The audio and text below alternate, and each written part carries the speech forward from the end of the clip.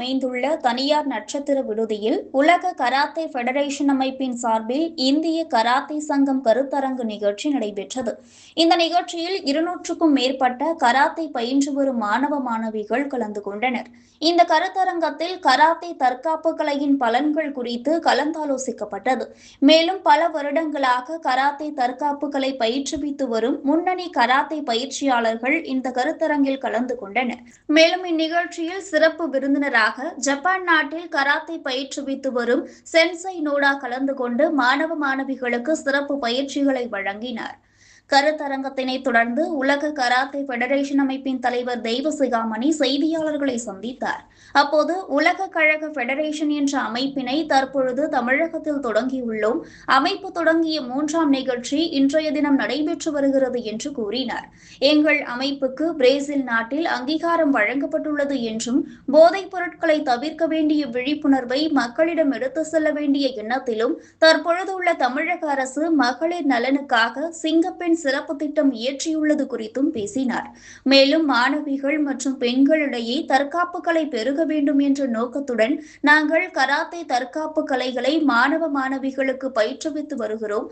எங்கள் அமைப்பின் சார்பில் அக்டோபர் 10ஆம் தேதி தொடங்கி 3 நாட்கள் நடைபெற உள்ள உலக கராத்தே போட்டியில் தமிழகத்தை சேர்ந்த மாணவ மாணவிகளுக்கு பயிற்சியளித்து அனுப்பி வைக்க உள்ளோம் என்றும் கூறினார்.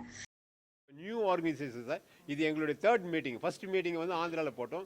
செகண்ட் மீட்டிங் இதே ஹோட்டலில் லாஸ்ட் மந்த் ஒரு செகண்ட் மீட்டிங் போட்டோம். இப்போ இந்த 3rd மீட்டிங் வந்து ஜப்பானீஸ் கோச் இட்டுன்னு வந்துட்டோம். இவரை வச்சு இப்போ ட்ரைன் பண்ணிட்டு இப்போ நாங்கள் ஃபஸ்ட்டு வேர்ல்டு டோர்னமெண்ட் வந்து நம்ம சென்னையில் நடத்தணும்னு ஆசைப்படுறோம். அந்த ப்ரோக்ராமை வந்து நடத்த போகிறவர் மிஸ்டர் அசோகன். இவர் தான் வந்து இவர் தான் ஸ்பான்சரு, இவர் தான் சேர்மனு, இவர் தான் இந்த டோர்னமெண்ட் நடத்த போகிறாரு. எல்லாத்தையும் இவர் தான் இன்சார்ஜ். ஓகேங்களா?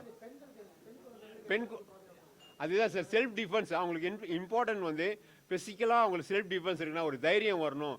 அதனால தான் சிங்கப்பெண்றது நம்ம சிஎம் ஸ்டார்ட் பண்ணிக்கிறாங்க.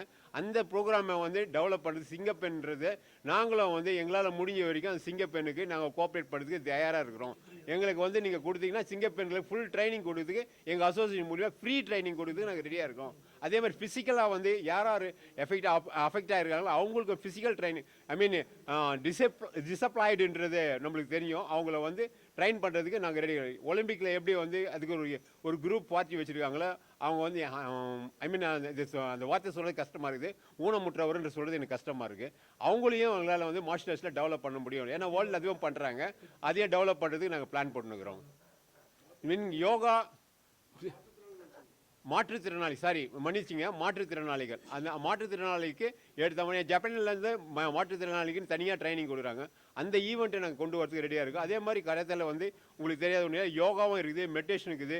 இந்த நம்ம நாட்டுடைய தமிழ்நாட்டு கலையை சிலம்பத்தை நம்ம இன்ட்ரடியூஸ் பண்ணுறது இந்த வேர்ல்டு டோர்னமெண்ட்டில் ரெடியாக இருக்கணும். வேர்ல்டு டோர்னமெண்ட் மூலிமா சிலம்பம் டோர்னமெண்ட் ரெடி பண்ணுறோம்.